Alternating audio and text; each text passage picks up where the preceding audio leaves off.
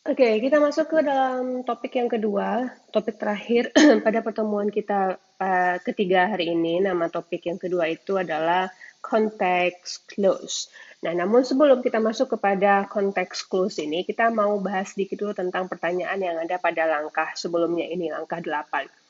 Mengacu pada pertanyaan pada langkah 8 itu, jika kita misalnya ini ada yang menjawab A, B, atau C. Nah, secara teori atau risetnya, riset itu menyatakan bahwa si pembaca belumlah mengaplikasikan teknik membaca yang efektif dan efisien. Itu kata risetnya. Nah, kenapa? Karena jika kita pilih aktivitas A, B, atau C tersebut, ada jeda yang terbentuk antara kita membaca dengan si isi bacaan, karena kita terganggu, mencari lagi, ada jeda lagi, nanya lagi, ada jeda lagi, sehingga yang menjadi solusi untuk membuat proses membaca itu menjadi efektif dan efisien adalah strategi konteks clues ini. Nah, makanya secara fakta strategi terbaik itu adalah dengan menebak arti kata yang dibantu dengan kata-kata yang ada di sekeliling kata yang tidak kita ketahui itu. Nah, itulah cara terbaik untuk tetap membuat kita tetap fokus dalam membaca, lalu membantu pemahaman kita terhadap teks yang kita baca, karena fokusnya tetap terjaga, walaupun kita ada kata yang tidak kita ketahui, tapi kita masih dapat general sense dari yang kita baca itu.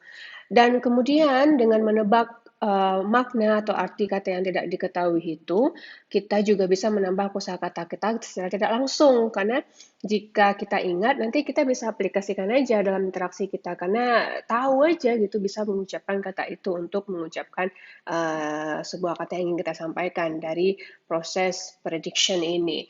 Nah, kemudian lagi dengan mengaplikasikan strategi menebak kata ini, kita akan lebih gampang mengingatnya untuk uh, di recall kembali dan dipakaikan dalam interaksi kita, karena terbentuk situasi di mana otak kita bisa dengan gampang mengingat, oh ini adalah kata yang dibutuhkan, ini adalah ini nih, kemarin saya baca di sini. Jadi gampang, ada keadaan, ada situasi yang membuat kita ingat. Kemudian kita juga jadinya efisien dan efektif karena kita menikmati proses membacanya. Ada kesenangan di situ. Kalau kita sering stop-stop lalu cari lagi katanya.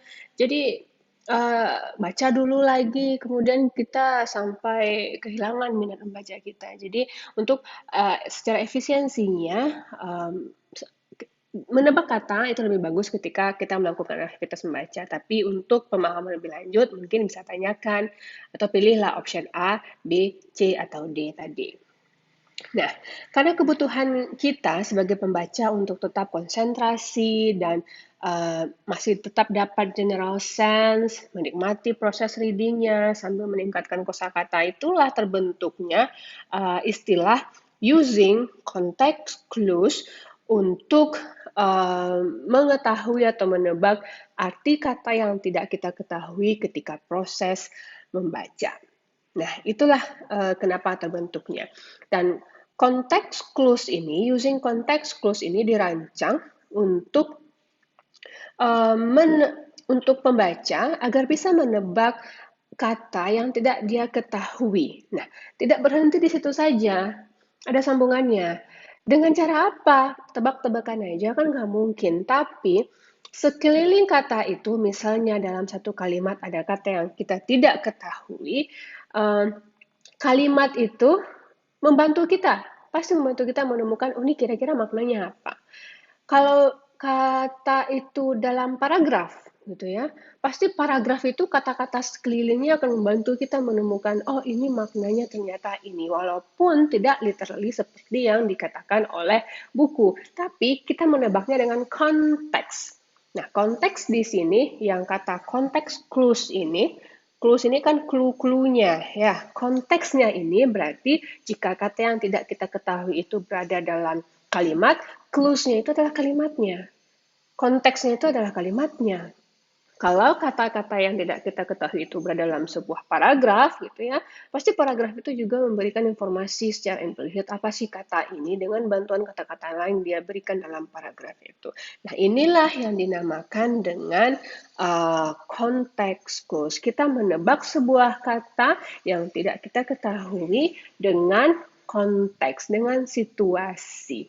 Jadi mungkin bisa saja nanti satu kata akan berbeda makna, tidak satu aja. Jadi satu kata yang tidak kita ketahui itu di konteks lain mungkin berbeda lagi pemahamannya. Tapi ujung-ujungnya dia ke jalur yang satu generalisasi makna begitu. Nah, kita lihat contohnya pada uraian di bawah ini. Saya ambil dari kata ini. Saya highlight ya, yang ini. Oke. Tanpa lihat kamus, karena kita kan belajar tanpa melihat kamus. Boleh lihat kamus ya, boleh, nggak ada yang larang. Tapi untuk strategi seperti ini bisa juga lah dicobakan ketika dalam keadaan memang berlatih mungkin atau memang terdesak gitu, nggak ada bantuan apapun kecuali diri sendiri untuk melakukan pemahaman terhadap sebuah teks. Jangan pakai kamus, coba latih, latih begitu. Kalau sekarang kan pakai kamus mah gampang, cari kosakata. Kita klik aja teksnya, kita pilih kata itu kan langsung muncul, tapi kan itu terlalu instan.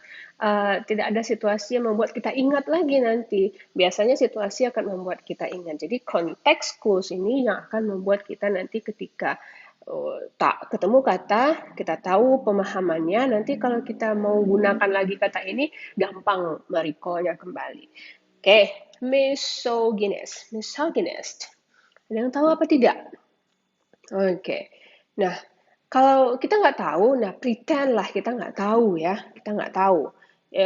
Kita nggak tahu nih. Kita coba to guess. Kita coba untuk menebak apa sih arti si misoginis ini di dalam kalimat yang tiga ini. Nah, kan ada tiga, nanti akan terlihat nih. Ternyata misoginis di yang A, B, dan C berbeda pemahamannya, tapi dengan acuannya satu gitu. Generalnya satu, generalisasinya satu. Nanti kita lihat. Kita baca dulu yang nomor satu. She realized that her boss was a misogynist. So after she started working, salah saya. She realized that her boss was a misogynist soon after she started working for him. Mana kata misogynisnya? Kita highlight. Nah, nggak tahu. Okay, don't worry. Let's see the word surrounded. Yang it wrote surrounding the misogynist word ini. Kita baca lagi baik-baik. She realized that her boss was a misogynist.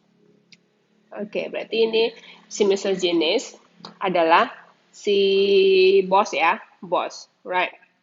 Oke, soon misogynisnya ini soon after she started working for him. Oh, she ini kan yang di sini tadi nih, ya kan?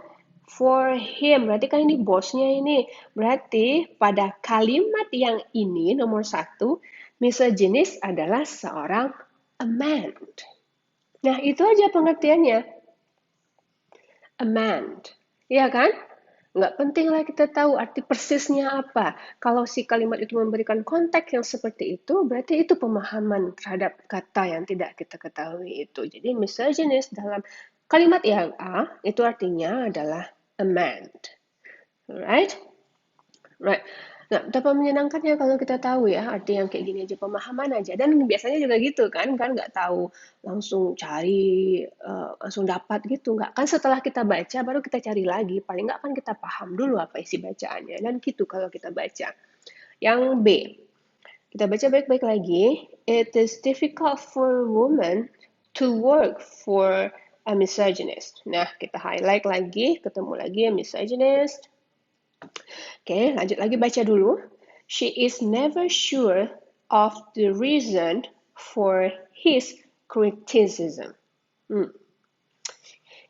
It is difficult for a woman to work for a misogynist. Berarti difficult katanya. Woman ini berarti difficult to work. Berarti berlawanan ya. Ya. Oke. Perlawanan dia, agak nggak cocok dia begitu. Katanya lagi, she never sure. Oh iya, ternyata she never sure of the reason for his criticism. Ah, ternyata si yang she ini karena nggak cocok berlawanan tadi dan ada selalu kritik yang nggak beralasan for his criticism. Is ini siapa tadi? Kan bisa jenis ya. Yes, misoginis berarti udah ketemu dong. Artinya dia seorang karakter laki-laki yang selalu tidak cocok bekerja dengan seorang perempuan. Nah, sepanjang itu pemahamannya. Kalau kita translate mungkin lebih pendek artinya, tapi pemahaman kita begitu. Nah, ini yang kita dapatkan dengan menebak atau menerka suatu kata dari konteksnya dan clues yang dia berikan. Right. Yang ketiga, udah ketemu ya, berarti di part B ini, si misoginis itu adalah seorang laki-laki, bos, yang tidak cocok atau tidak senang bekerja, ada aja ketidakcocokan bekerja dengan bawahannya yang mungkin ke seorang wanita gitu. Yang ketiga, she knew that no woman would ever get a top-level job in a company owned by a misogynist. Nah, she never know that. Tunggu, kita highlight dulu misogynist. She never knew. She knew that no woman. Tadi kan karakter yang bertentangan masih woman ya. Would ever get a top-level job. Never get top level job. Berarti masih berlawanan dia dengan si misogynist ini.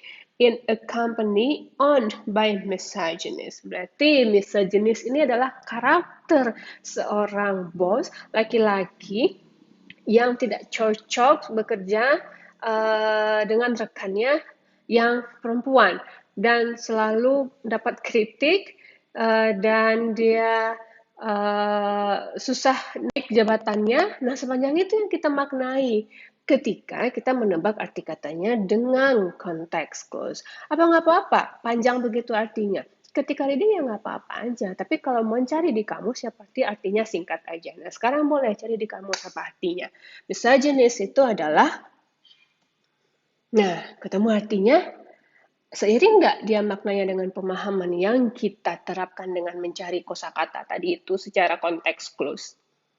Nah, begitulah dia cara menerapkan konteks clues pada sebuah teks terkait dengan bacaan yang kita baca, spesifiknya vocabulary yang tidak kita ketahui, pasti ada celah, pasti ada kata yang membantu pasti ada konteks yang membantu dalam bentuk kalimat atau dalam bentuk paragraf sehingga kita tahu apa arti kata yang tidak kita ketahui itu. Nah, ini penjelasan secara gamblangnya, tidak banyak penjelasan untuk yang di sini, karena saya yakin semuanya juga pasti pakaikan teknik ini ketika tidak mengetahui salah satu kata bahasa Inggris. Karena kemarin di surveinya, di survei yang mana ya iya di survei vocabulary kemarin, kalau nggak salah, atau di language learning experience-nya, banyak yang nyebutkan begitu. Saya cenderung paham aja katanya dengan yang kata-kata di sampingnya gitu, Miss. Banyak yang begitu. Jadi inilah bentuk dan ini akan banyak kita aplikasikan nanti di materi-materi kita yang setelah ini. So, I think guys, untuk latihannya silakan diakses pada pada langkah ke-10 ya. Tapi ingat, jangan lihat kamus dulu, coba latihan, lalu nanti baru cek lah, nggak apa-apa ke kamusnya. Tepat nggak konteks guessing kita terhadap konteks clues, guessing kita terhadap satu kata yang tidak kita ketahui itu dengan cara konteks clues dan maknanya yang di kamus. Ini contoh latihan panduan untuk mengerjakan latihan yang langkah 10 ya, yang langkah 10 ya. Oke, nah ini adalah video panduan latihannya. Di sini ada 4 nomor dan saya akan mengerjakan keempat nomornya. Begini cara mengerjakan latihan yang langkah 10 nanti itu. Right. Kita mesti baca di sini katanya, pertanyaannya adalah what does ravenous mean? Kita highlight. Dia menanyakan kata ravenous.